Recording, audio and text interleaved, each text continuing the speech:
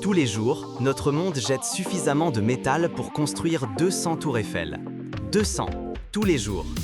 Cette vieille voiture rouillée, abandonnée au bord de la route, semble être la fin d'une histoire. Mais et si c'était, en réalité, le début d'une nouvelle? Comment ce symbole oublié du passé se transforme-t-il en matière première pour un avenir brillant, revenant dans nos vies de manière que nous pouvons à peine imaginer? C'est l'histoire d'une résurrection industrielle, un voyage de la casse au cœur ardent de la métallurgie, où ce qui a été jeté renaît, plus fort que jamais. Le voyage commence dans des lieux qui ressemblent à des cimetières de géants. De vastes champs à ciel ouvert où des milliers d'automobiles, de machines à laver et de structures métalliques attendent leur destin final. Ici, l'air est imprégné de l'odeur de la rouille et de la vieille huile. Un silence pesant plane sur les carcasses, témoin silencieux d'une vie utile terminée. Mais pour les ingénieurs et techniciens qui travaillent ici, ce n'est pas une fin. C'est un trésor endormi, une mine urbaine de ressources précieuses. La première étape est l'évaluation. Chaque véhicule qui arrive est pesé sur une balance industrielle. Son poids est la première mesure de son potentiel. Presque toutes les pièces d'une voiture peuvent être recyclées, du châssis en acier massif aux poignées de porte fabriquées à partir d'alliages plus légers. Cette pratique n'est pas nouvelle. L'histoire nous montre que l'humanité a toujours compris la valeur du métal recyclé. Les archéologues ont découvert que, déjà dans la Rome antique, les forgerons ramassaient les épées de bronze usées au combat pour les faire fondre et les transformer en peaux, outils et autres ustensiles du quotidien. Le cycle de vie du métal est presque aussi ancien que la civilisation elle-même. Aujourd'hui, le processus est infiniment plus complexe et précis. Après la pesée, commence un tri méticuleux, une sorte d'autopsie mécanique où le véhicule est dépouillé de tout ce qui n'est pas métallique. Pneus, vitres, plastiques et fluides sont soigneusement retirés. Chaque matériau suivra son propre chemin de recyclage. Mais c'est le squelette métallique qui détient la plus grande valeur. Une fois le métal mis à nu, la véritable science de la séparation commence. Avant que ce matériau ne puisse renaître, il doit être divisé avec une précision quasi chirurgicale. Le flux de ferraille entre dans une ligne de tri, où la technologie de pointe prend le contrôle. Le métal est classé en 3 catégories principales. La première et la plus grande catégorie sont les métaux ferreux, principalement le fer et l'acier. Ils constituent environ 70% de tout le poids des déchets métalliques et sont facilement identifiables par leur propriété la plus connue, le magnétisme. La deuxième catégorie sont les métaux non ferreux, comme l'aluminium, le cuivre et le nickel. Ils sont plus légers, résistants à la corrosion et extrêmement précieux. Séparer l'aluminium d'une carrosserie de l'acier d'un châssis est crucial pour la qualité du produit final. La troisième catégorie est la plus critique, les matériaux dangereux. Les batteries contiennent du plomb et de l'acide. Les vieux interrupteurs peuvent contenir du mercure. Et les systèmes de freinage des véhicules plus anciens peuvent contenir de l'amiante. Ces composants exigent une manipulation spécialisée pour garantir qu'ils sont neutralisés et éliminés en toute sécurité, sans nuire à l'environnement. Dans certaines des usines les plus avancées du monde, ce tri n'est plus effectué uniquement par des mains humaines. Des robots équipés de capteurs laser parcourent le flux de ferraille, identifiant différents types d'alliages métalliques avec une vitesse et une précision surhumaines. Un faisceau lumineux analyse la composition chimique d'une pièce et, en une fraction de seconde, un bras mécanique la projette dans le conteneur adéquat. C'est l'union parfaite entre la force brute de l'industrie lourde et la délicatesse de l'intelligence artificielle. Chaque pièce de métal est identifiée et cataloguée, prête pour la prochaine étape, la plus brutale et la plus spectaculaire de toutes.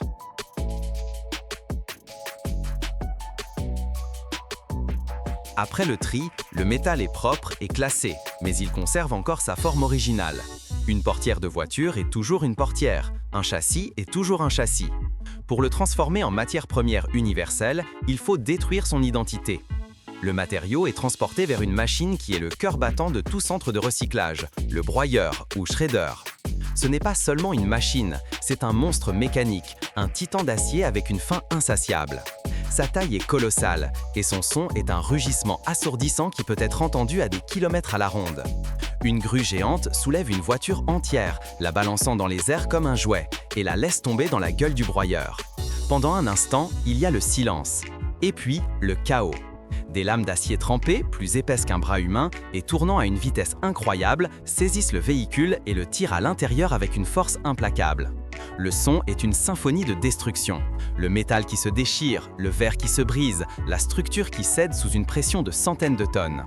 En moins d'une minute, une automobile qui a mis des jours à être assemblée est réduite en fragments de la taille d'un poing. L'objectif de ce processus brutal n'est pas seulement la destruction. Le métal broyé est beaucoup plus facile à manipuler, à transporter et surtout à fondre. Sa surface augmente considérablement, ce qui permet à la chaleur du four de le consommer plus rapidement et uniformément. De la gueule du broyeur ne sort pas une voiture, mais un flux continu de métal méconnaissable, un mélange homogène prêt pour la phase finale de purification.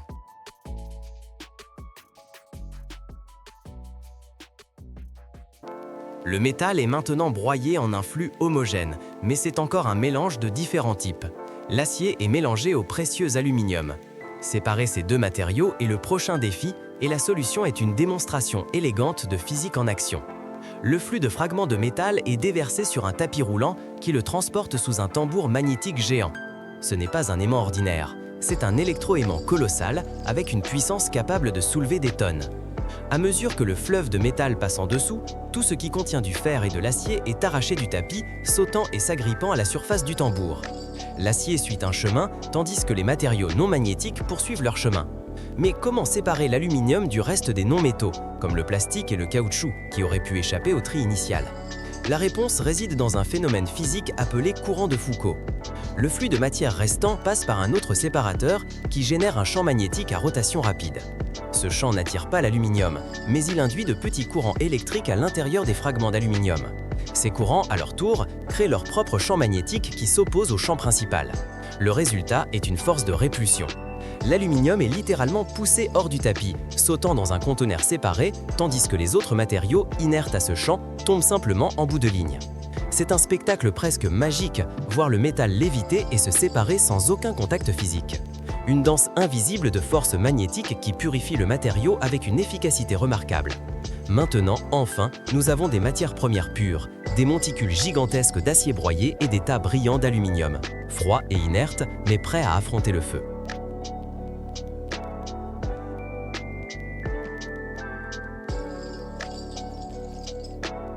L'étape finale du parcours est la plus dramatique et transformatrice. Le métal, désormais propre, pur et broyé, est transporté à la fonderie, le cœur ardent du recyclage. C'est ici que le solide devient liquide et l'ancien devient nouveau.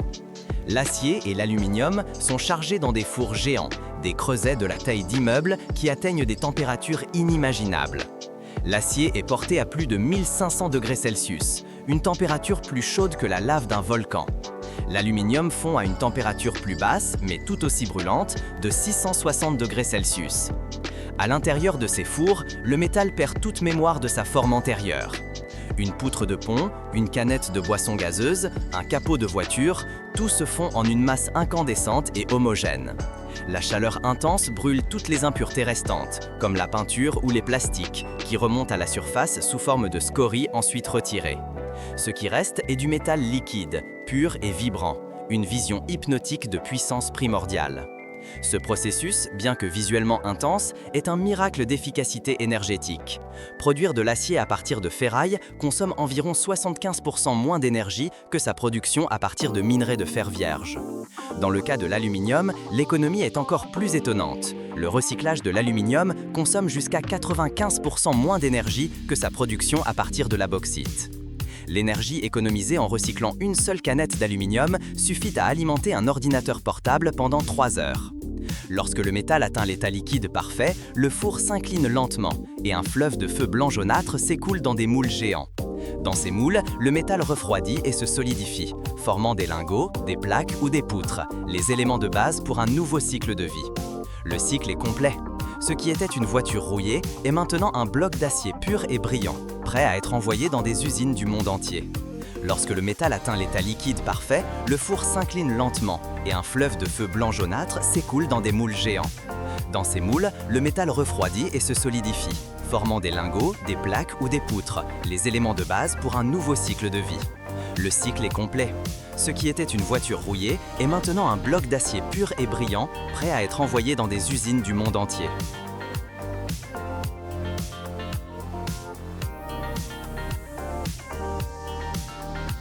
Mais l'histoire de ce métal recyclé est pleine de surprises et de légendes. Saviez-vous qu'une partie de l'acier du légendaire Titanic, après sa fin tragique, a été récupérée et, selon toute vraisemblance, recyclée ? Le métal qui a été témoin de l'un des moments les plus marquants de l'histoire maritime peut aujourd'hui faire partie d'une voiture, d'une poutre ou d'un appareil électroménager dans votre maison. Le cycle de vie d'une canette en aluminium est d'une vitesse stupéfiante. Dès l'instant où vous la mettez dans le conteneur de recyclage, elle peut être collectée, transportée, broyée, fondue, transformée en une nouvelle canette, remplie, étiquetée et revenir à l'étagère du supermarché en 60 jours seulement. Un cycle presque parfait de durabilité.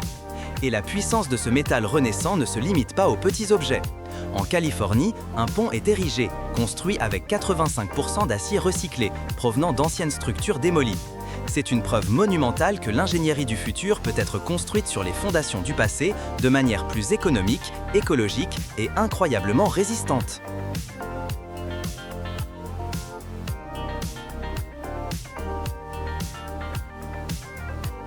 Revenons donc à la question de l'énergie. Ce chiffre impressionnant, une économie allant jusqu'à 95%. Imaginez une chaîne de montage étincelante. Une nouvelle voiture, avec sa peinture brillante sous les lumières de l'usine, glisse doucement hors de la chaîne, prête pour la route.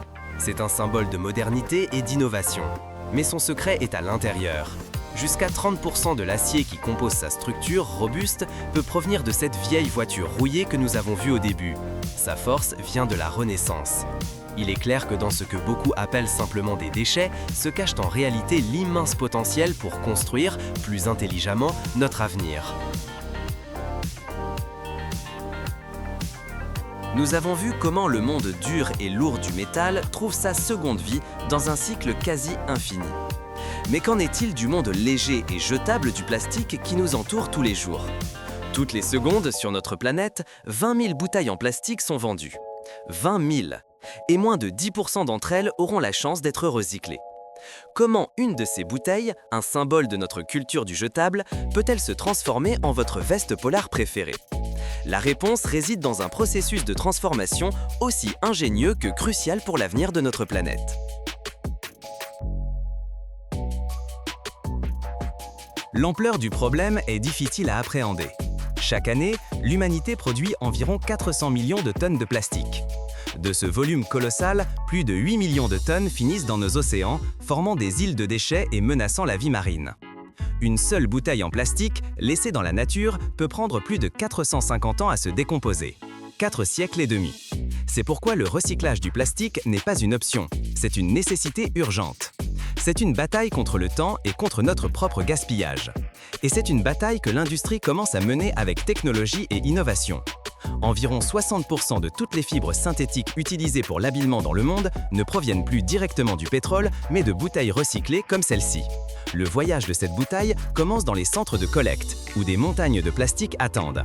C'est une vision accablante, un témoignage tangible de notre consommation. Mais, tout comme le métal, chacune de ces bouteilles est une promesse d'un nouveau départ.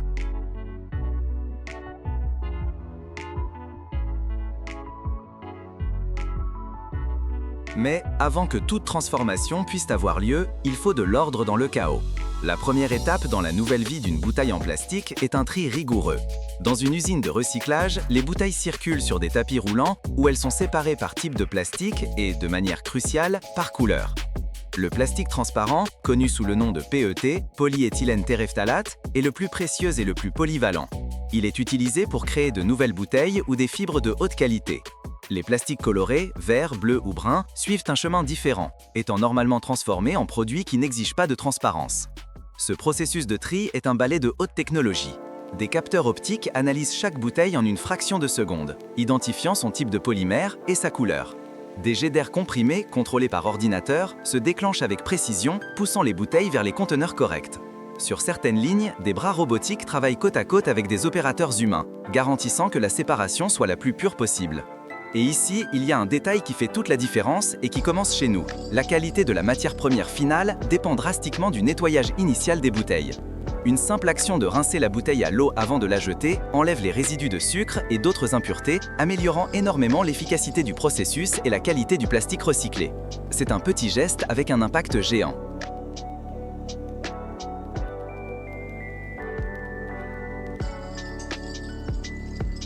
Après avoir été méticuleusement séparées, les bouteilles sont prêtes pour leur première grande transformation physique. Elles sont transportées vers une machine qui fonctionne comme un mixeur industriel géant, le broyeur. Le son est moins brutal que celui d'un broyeur de voiture, mais le processus est tout aussi efficace. Des lames tranchantes déchirent et coupent les bouteilles, les transformant en milliers de petits fragments, connus dans l'industrie sous le nom de flakes ou flocons. Ce qui était auparavant des récipients volumineux et remplis d'air est maintenant une matière première dense et compacte, facile à manipuler et à transporter. Mais le processus de purification n'est pas encore terminé. Ces flocons colorés sont soumis à plusieurs bains de nettoyage. Ils sont lavés à l'eau chaude et avec des détergents spéciaux pour éliminer toute trace d'étiquette, de colle et d'autres impuretés qui auraient survécu au tri initial. La pureté est la clé.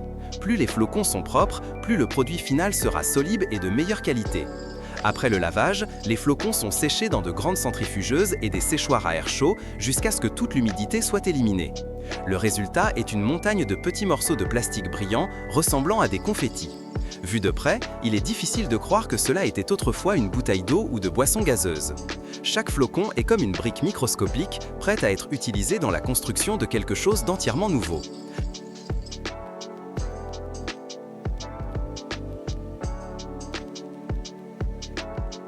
Les flocons de plastique, nettoyés et séchés, sont la matière première, mais ils ne sont pas encore sous leur forme la plus polyvalente.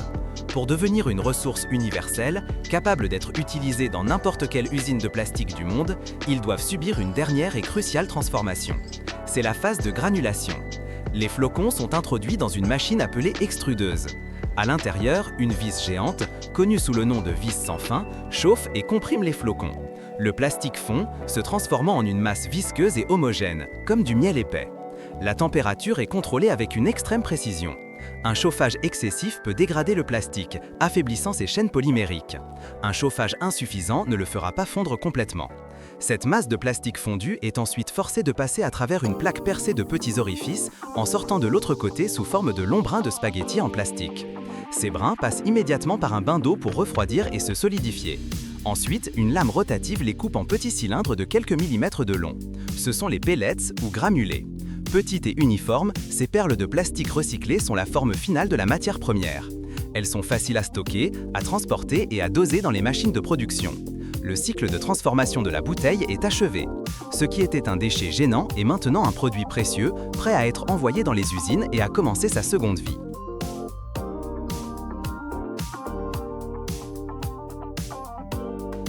À partir de ces granulés, la magie opère. Ils peuvent être fondus et moulés en une variété presque infinie de nouveaux produits. L'application la plus surprenante se trouve peut-être dans le monde de la mode. Les granulés sont refondus et extrudés à travers des filières avec des orifices microscopiques pour créer des fils de polyester. Ces fils sont ensuite tissés pour fabriquer des tissus doux et durables. Pour produire une veste en polaire, il ne faut qu'environ 25 bouteilles en plastique recyclé. Le même matériau peut être utilisé pour fabriquer des moquettes, du rembourgage pour sacs de couchage ou même des chaussures de sport. Mais sa nouvelle vie ne se limite pas à l'habillement. Les granulés peuvent être moulés par injection pour créer de nouveaux récipients, des meubles de jardin, des pièces pour aires de jeu ou des composants automobiles. Le cycle semble parfait. Cependant, contrairement au métal, le plastique a une limite. À chaque cycle de chauffage, de broyage et de fusion, les longues chaînes de polymères qui confèrent au plastique sa résistance et sa flexibilité raccourcissent et s'affaiblissent. C'est ce qu'on appelle le stress thermique et mécanique. Après environ 5 ou 6 cycles de recyclage, le plastique perd une grande partie de ses propriétés originaux. Il devient plus cassant, moins transparent et plus difficile à travailler. Il ne peut plus être utilisé pour fabriquer une bouteille transparente ou une fibre de haute qualité. Son parcours de réincarnation a une fin. Mais même lorsque le plastique atteint cette limite, son histoire ne se termine pas nécessairement. Un processus connu sous le nom de downcycling ou recyclage pour des applications moins exigeantes est initié. Le plastique qui ne sert plus à fabriquer des bouteilles peut être mélangé à d'autres matériaux pour créer des planches en plastique pour mobilier d'extérieur, des panneaux de construction ou même être ajouté à l'asphalte pour rendre les routes plus durables. Et si, au final, aucune de ces options n'est viable, il reste encore une dernière possibilité, la récupération d'énergie. Dans des installations spécialisées, le plastique peut être incinéré de manière contrôlée pour générer de la chaleur et de l'électricité. Ce n'est pas la solution idéale, car elle libère du dioxyde de carbone, mais elle exploite au moins l'énergie contenue dans le matériau et réduit le besoin de brûler des combustibles fossiles.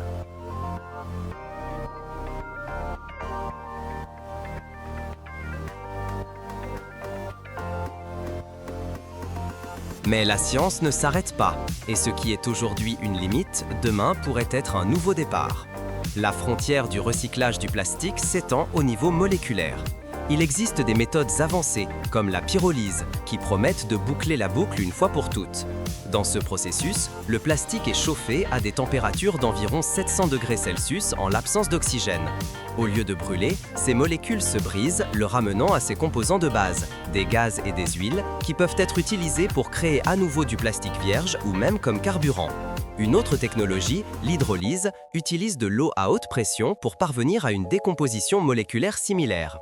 Et pendant que ces technologies se développent, l'impact du recyclage existant est tangible. Rappelez-vous, pour fabriquer une seule veste polaire, il ne faut qu'environ 25 bouteilles en plastique recyclées. Et peut-être le plus prometteur de tout, dans les laboratoires du monde entier, des scientifiques travaillent au développement de polymères de nouvelle génération. Des plastiques conçus dès le départ pour être infiniment recyclables sans jamais perdre leurs propriétés, tout comme le métal. Un avenir où le plastique pourra aussi atteindre l'immortalité.